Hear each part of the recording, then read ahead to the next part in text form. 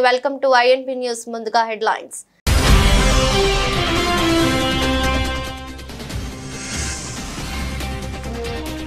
మోదీ ఆహ్వానం మేరకు ఇండియాకు వస్తున్న పుతిన్ పర్యటనకు ఏర్పాట్లు జరుగుతున్నాయన్న రష్యా విదేశాంగ మంత్రి.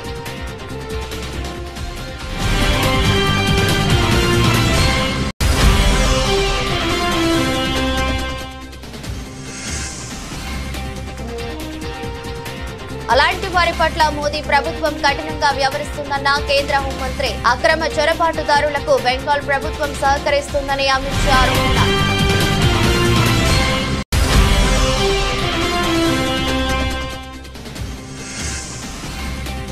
హైదరాబాద్ లో పుట్టిన మీకు తెలుగు ఎందుకు రాదు? అక్బరుద్దీన్ ఓవైసీకి ఆకునూరి మురళి కౌంటర్.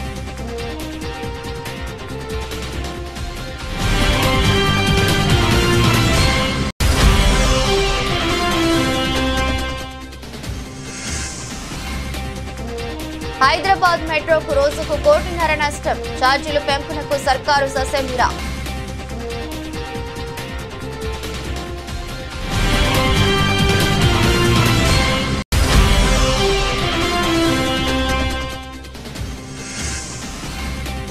టీడీపీ నాయకుడు రమేష్ రెడ్డిపై చర్యలు తీసుకోకుంటే 48 గంటల్లో రాజీనామా చేస్తా. టీడీపీ ఎమ్మెల్యే కొలికెపూడి హెచ్చరిక.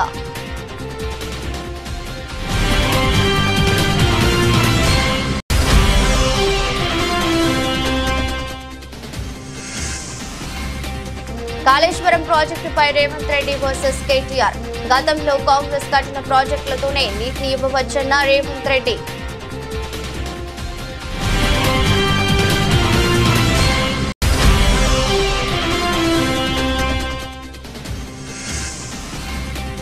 పోలవరంలో పర్యటించిన సీఎం చంద్రబాబు. 2027 డిసెంబర్ నాటికి పోలవరం ప్రాజెక్టు పూర్తవుతుందని ధీమా.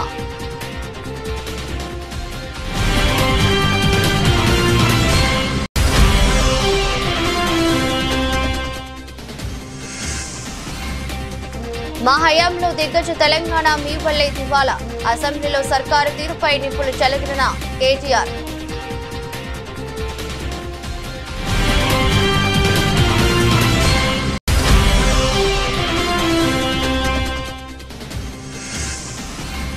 తిరుమల శ్రీవారి సేవలో హీరో నితిన్. విఐపి ప్రారంభ విరామ దర్శన సమయంలో స్వామివారిని దర్శించుకున్న నటుడు.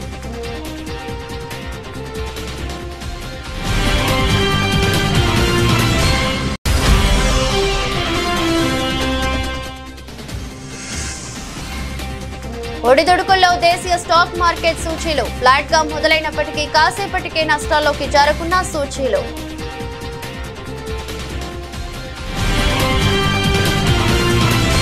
రష్యా అధ్యక్షుడు పుతిన్ ఇండియా పర్యటనకు వస్తున్నారు. భారత్ పర్యటనకు రావాలంటూ ప్రధాని మోదీ చేసిన ఆహ్వానాన్ని పుతిన్ అంగీకరించారని రష్యా విదేశాంగ మంత్రి సెర్గీ లావ్రోవ్ తెలిపారు.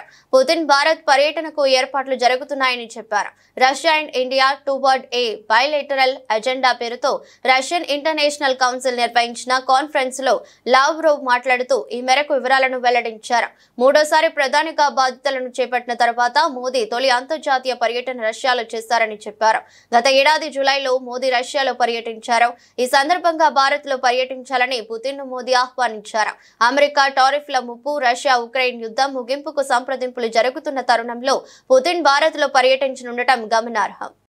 Уважаемые коллеги, позвольте поприветствовать участников первой международной конференции «Россия и Индия на пути к новой повестке двусторонних отношений». Прежде всего, хотел бы поблагодарить Российский совет по международным делам, посольство Индии в России за совместную организацию нового форума. Рады видеть в Москве наших индийских друзей, представителей академических, деловых кругов. Знаю, что среди вас есть и дипломаты, в том числе высокого ранга.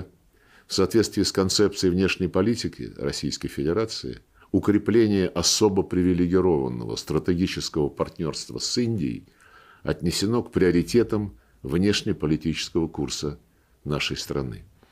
Выполнению этой задачи уделяется большое внимание. В практической работе ощущаем, что аналогичным образом поступает и индийская сторона. Отношения между нашими странами имеют давнюю историю, можно сказать, что они прошли не одно испытание временем.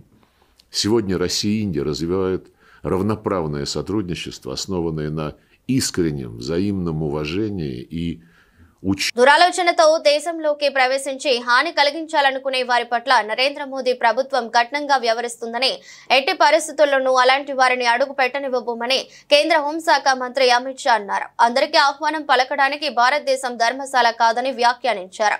ఇమిగ్రేషన్ అండ్ ఫారినర్స్ బిల్లు 2025కి లోక్సభ ఆమోదం తెలిపింది. ఈ సందర్భంగా అమిత్ షా మాట్లాడుతూ విద్య, వైద్యం, పర్యాటకం, వ్యాపార పరంగా మన దేశంలోకి విదేశీయులను ఆహ్వానిస్తామని, కానీ దురుద్దేశంతో ప్రవేశించే వారి పట్ల కఠినంగా ఉంటామని స్పష్టం చేశారు. దేశాభివృద్ధికి సహకరించే వారికి తాము ఎల్లప్పుడూ సహకరిస్తామని ఆయన అన్నారు. ఈ బిల్లు భారత్ సందర్శించే ప్రతి విదేశీయుడి గురించిన మొత్తం సమాచారాన్ని స్వీకరిస్తుందని ఆయన వెల్లడించారు. మయన్మార్ నుంచి అక్రమంగా వచ్చే రోహింగ్యాలు, బంగ్లాదేశీయుల సంఖ్య పెరిగిందని ఆందోళన వ్యక్తం చేశారు. వ్యక్తిగత ప్రయోజనాలతో అలాంటి వారిని దేశంలోకి రానిస్తే అది ఎంత మాత్రమూ సురక్షితం కాదని అన్నారు. బెంగాల్లోని మమతా బెనర్జీ ప్రభుత్వం అక్రమ చొరబాటుదారులకు సహకరిస్తుందని ఆరోపించారు. వారికి ఆధార్ కార్డులు ఇచ్చి సౌకర్యాలు కల్పిస్తుందని మండిపడ్డారు. చొరబాట్ల నివారణకు కంచె ఏర్పాటు చేయడానికి బెంగాల్ ప్రభుత్వం కనీసం భూమిని కేటాయించలేకపోయిందని విమర్శించారు. అందుకే 450 కిలోమీటర్ల మేర కంచె పూర్తి కాలేదని అన్నారు. कानून अनुपालन के बोझ को भी बहुत हल्का करेगा. मान्यवर, मैं इस बिल की मुख्य प्रावधानों पर बात करना चाहता हूं. भारत में प्रवेश, ठहरने और बाहर जाने के लिए वैध यात्रा दस्तावेजों की अनिवार्यता को हमने आवश्यकता यहां पर ठीक कर दी. अप्रवासन ब्यूरो का गठन हुआ है. भारत में प्रवेश और ठहरने की अनिवार्यता आवश्यकताओं का उल्लंघन करने वाले किसी भी व्यक्ति को गिरफ्तार करने की शक्तियां भी इस कानून के अंदर हमने दी. भारत से किसी विदेशी को हटाने की भी शक्तियां दी. आवास, विश्वविद्यालयों, शैक्षणिक संस्थानों, अस्पतालों, नर्सिंग होम आदि के नियामकों द्वारा विदेशी अगर वहां पर पढ़ता है, अस्पताल में दाखिल होता है, तो इसकी सूचना ऑनलाइन ही देनी है. भाई, जब आप केस बना रहे हो तो ऑनलाइन एक सूचना देने में क्या आपत्ति है? कोई कहां रह रहा है इसका ट्रैक तो रहना चाहिए. और विदेशियों को भारत में लाने वाले वाहकों की बाध्यता को भी यहां सुस्पष्ट कर दिया गया है और उल्लंघन के लिए दंडात्मक प्रावधान भी किए गए हैं और कुछ अपराधों को कंपाउंडिंग कर सरल भी बनाया गया. एक प्रकार से आज के समय के अनुकूल प्रावधान बनाने का खुले मन के साथ यहाँ पर काम किया गया है. మంత్రి సీతక్కకు ఇంగ్లీష్, హిందీ రాదని, తనకు తెలుగు రాదని వ్యాఖ్యానించిన మజ్లిస్ పార్టీ శాసనసభాపక్ష నేత అక్బరుద్దీన్ ఓవైసీకి తెలంగాణ విద్యా commission chairman Akunuri Murali counter ఇచ్చారు. మంత్రికి హిందీ రాదు, సరే, హైదరాబాద్ లోనే పుట్టిన మీకు తెలుగు ఎందుకు రాదని ప్రశ్నించారు. మంత్రి గారికి హిందీ రాదు, సరే, మరి నీకు తెలుగు ఎందుకు రాదు బాబు? హైదరాబాద్ లోనే పుట్టి పెరిగినవు కదా. రాష్ట్రంలో మెజారిటీ ప్రజలు మాట్లాడే మొదటి అధికార భాష తెలుగు నేర్చుకోవాలనే సామాజిక బాధ్యత నీకు ఉండాలి కదా అంటూ చురకలంటించారు. అసెంబ్లీలో అందరూ సభ్యులు, మంత్రులు తెలుగులోనే మాట్లాడుతున్నప్పుడు మీకు ఏం అర్థమవుతుందని ప్రశ్నించారు. ఏదో ఒకటి అసెంబ్లీలో ప్రసంగం దంచేసి వెళ్లిపోతే సరిపోతుందని విమర్శించారు. తెలుగు రాకపోతే రాష్ట్రంలోని సమస్యలు మీకెలా అర్థమవుతాయని ప్రశ్నించారు. హిందీ, ఇంగ్లీష్ రాకపోతే నీకంత చిన్నచూపా, పొగరు కాకపోతే అంటూ ఆగ్రహం వ్యక్తం చేశారు. హైదరాబాద్ మెట్రో రైలుకు రోజుకు దాదాపు ₹1.5 నష్టం వస్తుండటంతో ఛార్జీలు పెంచాలని ప్రభుత్వం వద్ద ప్రతిపాదించింది. అయితే నష్టాలు వచ్చినా సరే ప్రయాణికులపై భారం వేయబోమని రాష్ట్ర ప్రభుత్వం స్పష్టం చేసినట్టు తెలిసిందే.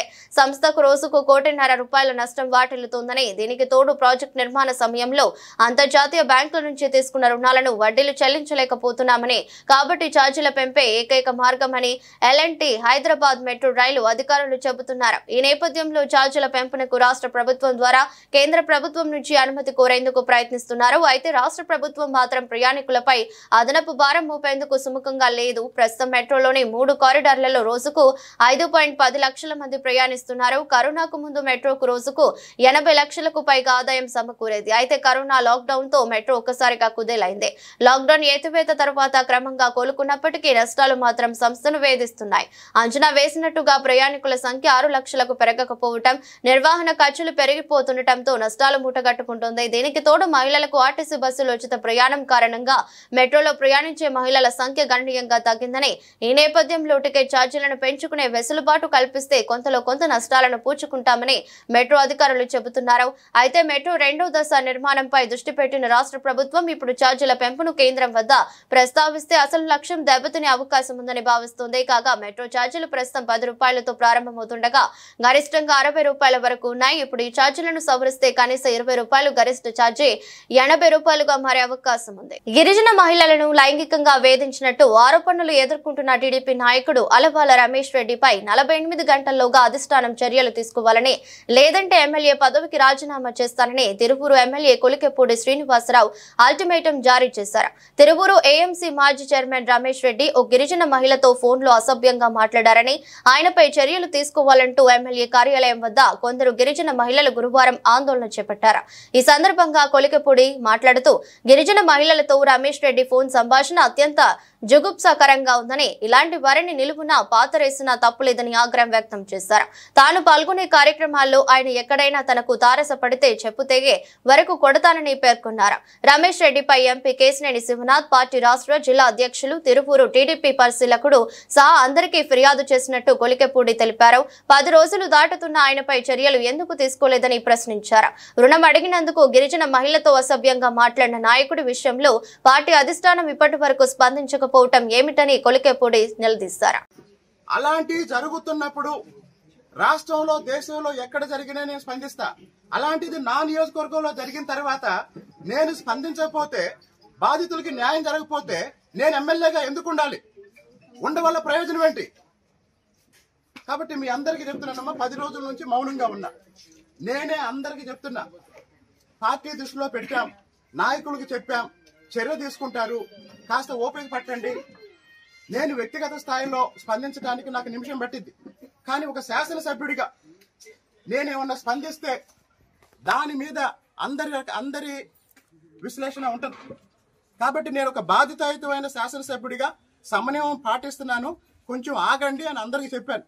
ఇంత దారుణం చేసిన రమేష్ రెడ్డి మీద పార్టీ నాయకత్వం చర్యలు తీసుకోకపోతే 48 గంటల తర్వాత నేను రాజీనామా చేస్తాను. కాళేశ్వరం ప్రాజెక్టు అంశంపై ముఖ్యమంత్రి Revanth Reddy, BRS working president KTR మధ్య మాటల యుద్ధం కొనసాగింది. పంటలు ఎండిపోయి రైతులు నష్టపోతున్నప్పటికీ ప్రభుత్వం పట్టించుకోవటం లేదని కేటీఆర్ విమర్శించారు. కాళేశ్వరం ప్రాజెక్టును కూలేశ్వరం అంటూ మంత్రులు మాట్లాడటం సరికాదని ఆయన అభిప్రాయపడ్డారు. ఆలోచన లేకుండా భారీ ప్రాజెక్టును కూలేశ్వరం అని సంబోధించవద్దని కేటీఆర్ హితవు పలికారు. కాళేశ్వరం కూలిపోయిందని చెబుతున్న ముఖ్యమంత్రి కొండపోచమ్మ సాగర్, మల్లన్న సాగర్ నుంచి హైదరాబాద్ కు నీరు తెస్తారని పేర్కొనడం విడ్డూరంగా ఉందని అన్నారు. అందుకే ముఖ్యమంత్రి అపరిచితుడిలా వ్యవహరిస్తున్నారని ఎద్దేవా చేశారు.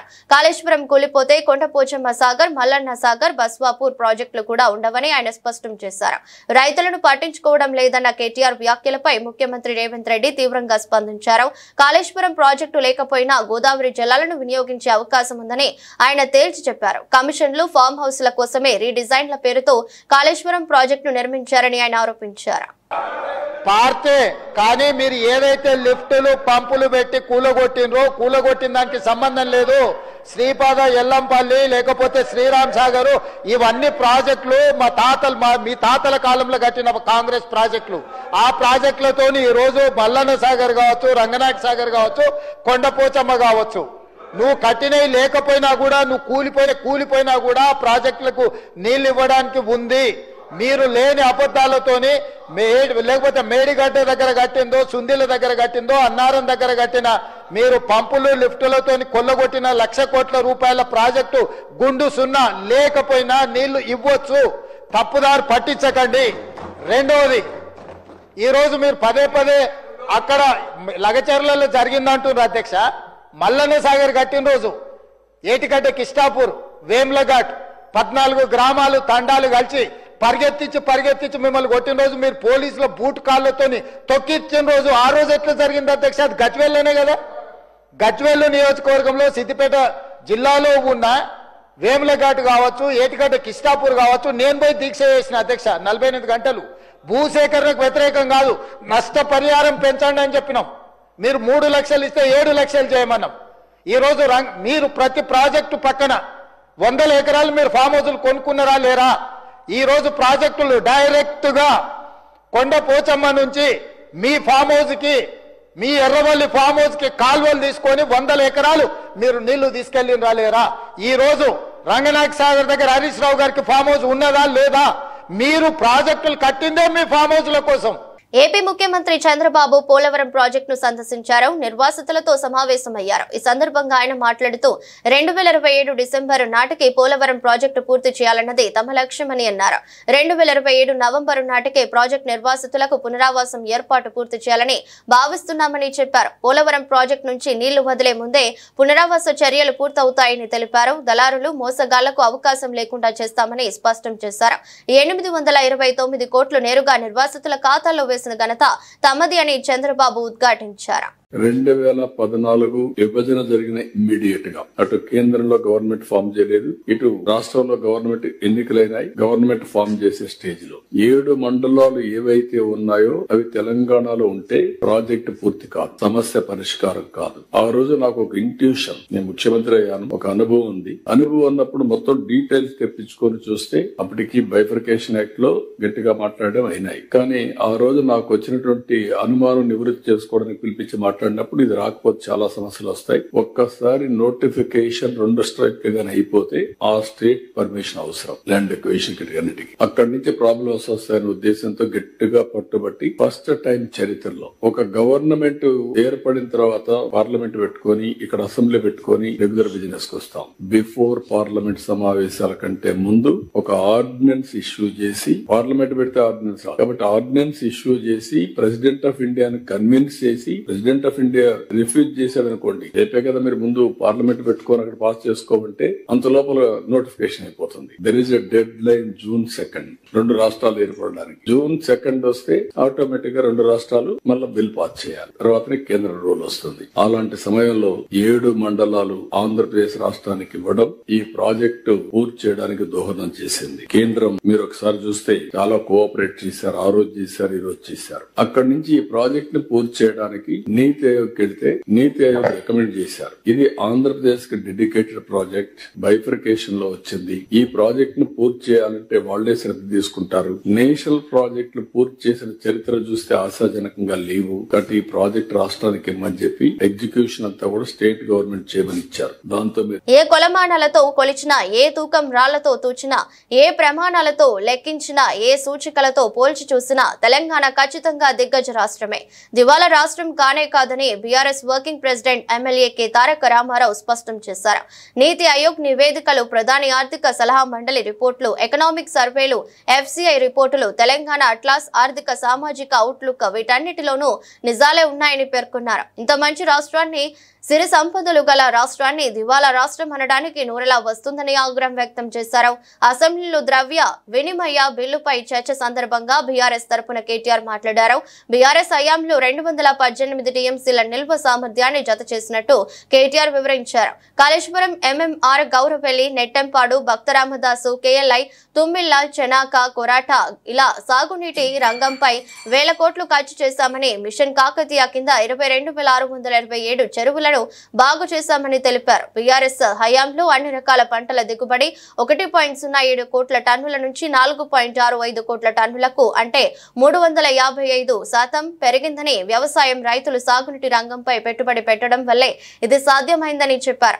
ధాన్యం ఉత్పత్తి 68 లక్షల టన్నుల నుంచి 2023లో 2.7 కోట్ల టన్నులకు పెరిగిందని, పంజాబ్, హర్యానాను దాటిపోయిందని తెలిపారు. అధ్యక్ష, నేను ఒకటే చెప్తా ఉన్నా, ఆనాడు మిగులు రాష్ట్రంగానే మన ప్రయాణం ప్రారంభమైంది. మీకు ఒక విషయం దయచేసి అందరు కూడా తెలుసుకోవాలి. మేము ఆనాడు తెలంగాణ ఉద్యమంలో ఉన్నప్పుడు పెద్దలు కేసీఆర్ గారు, పెద్దలు జయశంకర్ గారు ఎప్పుడు చెప్పేవారు, తెలంగాణ 1948లో సర్ప్లస్ స్టేటే, 1956లో ఆంధ్రాతో కలిసినాడు సర్ప్లస్ స్టేటే, 68లో ఉద్యమం ప్రారంభమైనాడు మొదటి దశ ఉద్యమం, ఆ రోజు సర్ప్లస్ స్టేటే, 2001లో సర్ప్లస్ స్టేటే, 2014లో సర్ప్లస్ స్టేటే, 2025లో కూడా సర్ప్లస్ స్టేటే, మిగులు రాష్ట్రమే. నేనేదో ఊరికే చెప్పట్లేదు అధ్యక్ష. సర్ప్లస్ అంటే ఏంది అధ్యక్ష? సర్ప్లస్ అంటే అధ్యక్ష, తెలంగాణ రెవెన్యూ రిసీట్స్ ఉంటాయి, తెలంగాణ రెవెన్యూ ఎక్స్పెండిచర్ ఉంటుంది. రెవెన్యూ రిసీట్స్ అంటే రాష్ట్రం యొక్క సొంత పన్నుల ఆదాయం, పన్నేతర ఆదాయం, నాన్ ట్యాక్స్ రెవెన్యూ. అదే మాదిరిగా మనకు కేంద్రం నుంచి వచ్చే సెంట్రల్ షేరు, అదేవిధంగా గ్రాంట్స్ ఇన్ ఎయిడ్, ఈ 4 కలిపితే రెవెన్యూ రిసీట్స్ అధ్యక్ష. రెవెన్యూ ఎక్స్పెండిచర్ అంటే జీతాలు, పెన్షన్లు, మిత్తీలు, అదేవిధంగా సబ్సిడీలు, ఈ 4 అధ్యక్ష. రెవెన్యూ ఒకవేళ రెవెన్యూ ఇన్కమ్, రెవెన్యూ రిసీట్స్ కనుక రెవెన్యూ ఎక్స్పెండిచర్ కంటే ఎక్కువ ఉంటే we are revenue surplus. Today, I am going to share the details with you, sir. మీరు 2014లో రాష్ట్రాన్ని మాకు అప్పచెప్పినప్పుడు ఆనాడు కాంగ్రెస్ పార్టీ 369 కోట్ల రెవెన్యూ మిగులుతో మాకు అప్పచెప్పింది. మళ్ళీ మేము తిరిగి మీకు అప్పచెప్పినాడు 2023లో 5,944 కోట్ల రెవెన్యూ సర్ప్లస్ తో మీకు అప్పచెప్పినాం. ఈరోజు మీరు బడ్జెట్ ఇక్కడ పెట్టినారు. ఏం పెట్టారు ఇందులో? 2,700 కోట్ల రెవెన్యూ సర్ప్లస్ అని పెట్టినారు.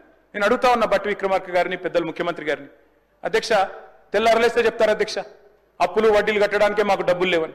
వాస్తవమైంది అధ్యక్ష. మరి అయితే మీరు బడ్జెట్లైనా తప్పు చెప్తుండ్రు లేదా బయటనైనా తప్పు చెప్తుండ్రు. పోలవరం ప్రాజెక్టుపై ముఖ్యమంత్రి చంద్రబాబు గత వైసీపీ ప్రభుత్వంపై అన్ని అబద్దాలే మాట్లాడుతున్నారని వైసీపీ నాయకుడు మాజీ మంత్రి అంబటి రాంబాబు ఆరోపించారు. గురువారం ఏపీ సీఎం పోలవరం ప్రాజెక్టును సందర్శించి మీడియాతో మాట్లాడుతూ వైసీపీ పాలనపై విరుచుకుపడ్డారు. ఈ సందర్భంగా చంద్రబాబు చేసిన వ్యాఖ్యలను రాంబాబు తిప్పికొట్టారు.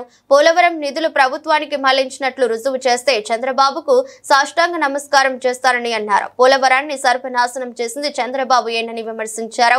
వైఎస్ జగన్ హయాంలో పోలవరం పనులు యుద్ధ ప్రాతిపదికన కొనసాగాయని వెల్లడించారు. అబద్దాలు చెప్పడంలో అందరికన్నా పెద్దవాడు, నిజాలు చెప్పడంలో అందరికన్నా చిన్నవాడు చంద్రబాబుని ఎద్దేవా చేశారు. పోలవరం నిర్మాణం సమయంలో రాష్ట్ర ప్రభుత్వమే పోలవరానికి ముందుగా డబ్బులు ఖర్చు పెట్టిన తర్వాత కేంద్రం రియంబర్ చేయడానికి కేంద్రంతో చంద్రబాబు ఒప్పందం చేసుకున్నారని ఆరోపించారు. ఇందులో డబ్బుల మళ్లింపు ఎక్కడ ఉంటుందని ప్రశ్నించారు. 12,557 కోట్ల రూపాయలు రిలీజ్ చేయడానికి సిద్ధం చేశారు. ఆల్మోస్ట్ ఆల్ క్యాబినెట్కి వెళ్తూ ఉన్న దశలో వీళ్ళకి కూటమి కుదిరింది.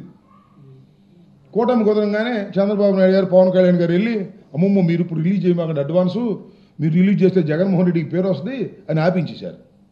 అది మొన్న రిలీజ్ అయింది. 12,557 కోట్ల రూపాయలు మొన్న అడ్వాన్స్ రిలీజ్ కావడానికి కారణం జగన్మోహన్ రెడ్డి గారని చిత్తశుద్ధిగా చెప్తున్నా, గుండె మీద చెయ్యి వేసుకొని చెప్తున్నా. మా కృషి ఫలితంగా ఆ రోజున ఫైల్ మీరు ఆపిన అదృష్టవశాత్తు మీరు అధికారంలోకి వచ్చారు.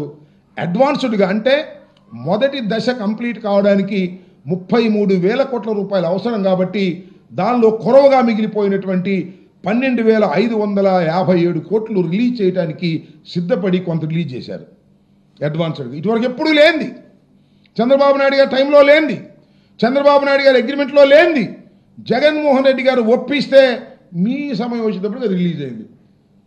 ఇక్కడ చేశారండి మీరు. ఇందా మమ్మల్ని అంటున్నారు కన్నా డైవర్ట్ చేశారని. మీరు డైవర్ట్ చేశారు. వాళ్ళు రిలీజ్ అయిన డబ్బులు ప్రాజెక్టు ఖర్చు పెట్టుకోకుండా మీరు జీతాలకు ఇచ్చే కార్యక్రమం చేశారు. చేస్తే కేంద్ర ప్రభుత్వం 15 సార్లు 20 సార్లు వార్నింగ్ ఇస్తే అప్పుడు జాయింట్ అకౌంట్లో వేసినటువంటి దౌర్భాగ్యమైన పరిస్థితి చేసింది మీరని మనవి చేస్తున్నాం. కేంద్ర ప్రభుత్వం పోలవరానికి ఇచ్చినటువంటి అడ్వాన్స్ని డైవర్ట్ చేసినటువంటి వ్యక్తి నారా చంద్రబాబు నాయుడు గారు ఇవాళ మమ్మల్ని అంటాడు 5 సంవత్సరాల్లో మేము డైవర్ట్ చేశామని. డైవర్ట్ చేయడానికి అవకాశమే లేదు. నేను ఇందాక చెప్పినట్టుగా ఇంకొక విషయాన్ని ఇక్కడ చెప్తా మీకు. కరోనా మీకు గుర్తుంది. కరోనా ఉన్నప్పటికీ కూడా శరవేగంతో పోలవరాన్ని ముందుకు తీసుకువెళ్ళే కార్యక్రమం చేశాం. కేవలం నేను మనవి చేస్తున్నా, డయాఫ్రమ్ వాళ్ళు దెబ్బతిని పోవడం వలన మేము దాన్ని పూర్తి చేయలేకపోయాం సకాలంలో. ముందు అనుకున్నాం పూర్తి చేస్తామని. నేను వెళ్ళిన తర్వాత వెళ్ళి మాట్లాడి సీఎం గారితో చెప్పి డయాఫ్రమ్ వాళ్ళు దెబ్బతింది సార్, ఇది నూతనమైనటువంటి డయాఫ్రమ్ వాళ్ళు నిర్మించేంత వరకు కూడా ఇది పూర్తి చేయడం సాధ్యం కాదు అని చెప్పి ఒప్పించి ఎప్పుడు పూర్తి చేస్తామో కరెక్ట్గా చెప్పలేమనే విషయాన్ని కూడా ప్రభుత్వం తరపున తొలిసారిగా నేను చెప్పినటువంటి అంశాన్ని కూడా ఇక్కడ నేను గుర్తు చేస్తున్నాను. శాసన మండలిలో పదవీ కాలం పూర్తి చేసుకున్న సభ్యులను ఘనంగా సత్కరించారు. శాసన మండలి ఆవరణలో జరిగిన కార్యక్రమంలో మండలి చైర్మన్ గుత్తా సుఖేందర్ రెడ్డి, ముఖ్యమంత్రి రేవంత్ రెడ్డి చేతుల మీదుగా పదవీ కాలం పూర్తి చేసుకున్న 9 మంది సభ్యులను సత్కరించారు. మార్చి 29వ తేదీతో పదవీ కాలం ముగుస్తున్న టి జీవన్ రెడ్డి, కూర రాఘోత్తమరెడ్డి, అలుగుపల్లి నర్సిరెడ్డి, మహమూద్ అలీ, సత్యవతి రాథోడ్, సేరి సుభాష్ రెడ్డి, యగ్గి మల్లేశంతో పాటు మే 1వ తేదీతో పదవీ కాలం పూర్తి చేసుకుంటున్న ఎంఎస్ ప్రభాకర్ రావుని సత్కరించారు. కార్యక్రమంలో భాగంగా పదవీ కాలం పూర్తి చేసుకున్న ఎమ్మెల్సీల సేవలను గుర్తు చేసుకున్నారు. కార్యక్రమంలో మండలి డిప్యూటీ చైర్మన్ డాక్టర్ బండా ప్రకాష్, మంత్రులు డి శ్రీధర్ బాబు, దామోదర్ రాజ్ నరసింహ, పలువురు శాసన మండలి సభ్యులు, ప్రభుత్వ ప్రధాన కార్యదర్శి శాంతి కుమారితో పాటు పలువురు అధికారులు పాల్గొన్నారు.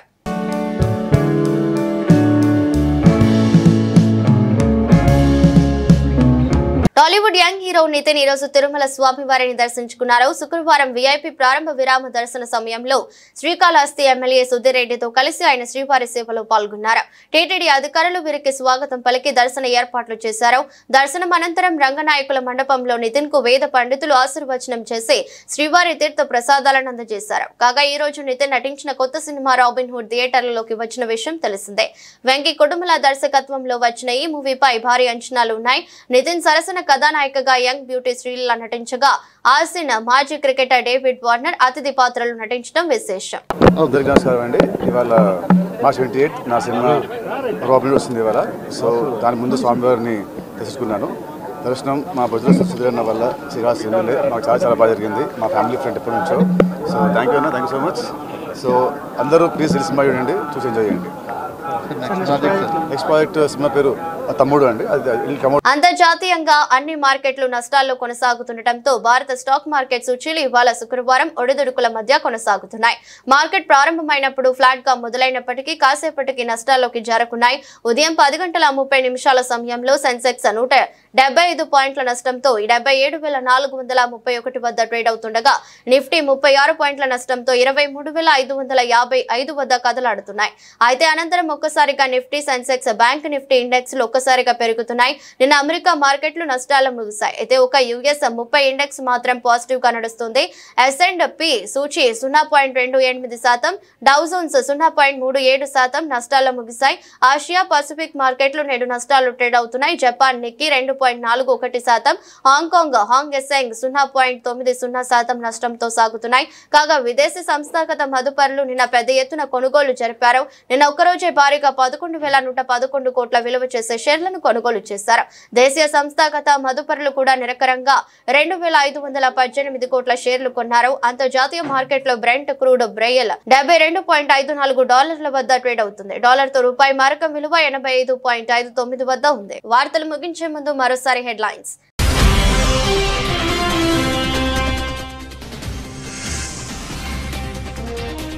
మోదీ ఆహ్వానం మేరకు ఇండియాకు వస్తున్న పుతిన్ పర్యటనకు ఏర్పాట్లు జరుగుతున్నాయన్న రష్యా విదేశాంగ మంత్రి.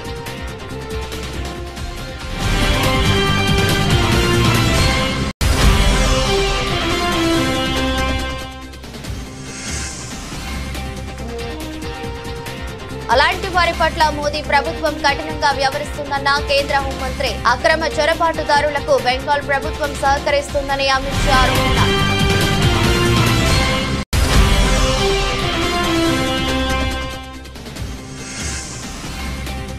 హైదరాబాద్ లో పుట్టిన మీకు తెలుగు ఎందుకు రాదు? అక్బరుద్దీన్ ఓవైసీకి ఆకునూరే మురళి కౌంటర్.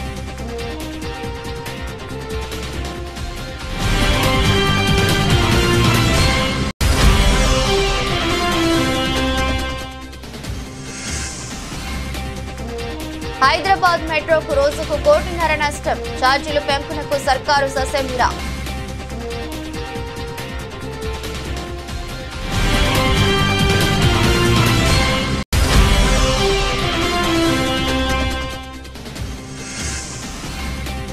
టీడీపీ నాయకుడు రమేష్ రెడ్డిపై చర్యలు తీసుకోకుంటే 48 గంటల్లో రాజీనామా చేస్తా. టీడీపీ ఎమ్మెల్యే కొలికెపూడి హెచ్చరిక.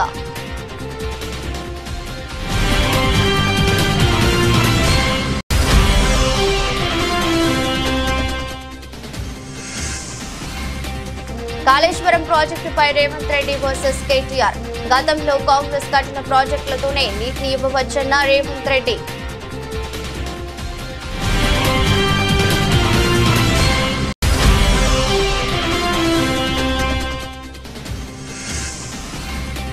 పోలవరంలో పర్యటించిన సీఎం చంద్రబాబు. 2027 డిసెంబర్ నాటికి పోలవరం ప్రాజెక్టు పూర్తవుతుందని ధీమా.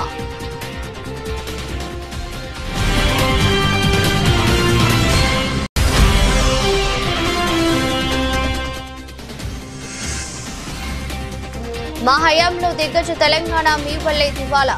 అసెంబ్లీలో సర్కారు తీరుపై నిప్పులు చెలగిన కేటీఆర్.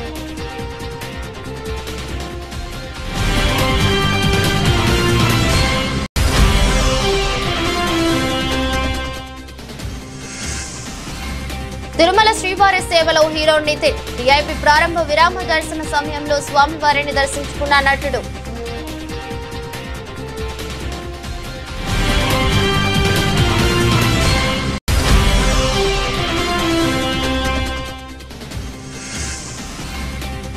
ఒడిదుడుకుల్లో దేశీయ స్టాక్ మార్కెట్ సూచీలు ఫ్లాట్ గా మొదలైనప్పటికీ కాసేపటికే నష్టాల్లోకి జారుకున్న సూచీలు.